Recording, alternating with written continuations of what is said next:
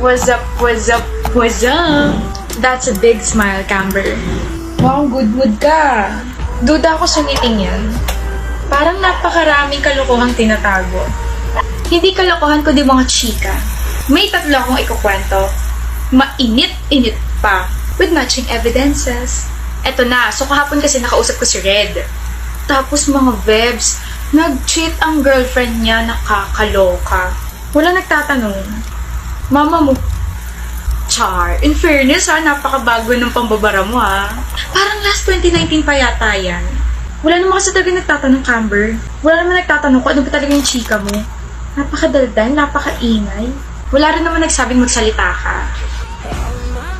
Tsaka counted ba opinion mo? Kasali ka? Kami na yung nag-uusap oh.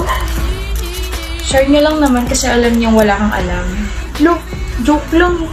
Joke lang? Then you must be fun at parties. Grabe naman kayo. Nakakasakit na kayo ah. Kung ganyan lang kasi sasabihin mo, tumahimik ka na lang, Olivia. Lagi mo na lang kaming ginaganyan. Tsaka Camber's just sharing something. And we're not even complaining. Nakakasira ka ng mood, alam mo ba yun? O game, Camber. Kung hindi interesado si Olivia, kami, sobrang interesado namin makinig sa'yo. So ito na nga.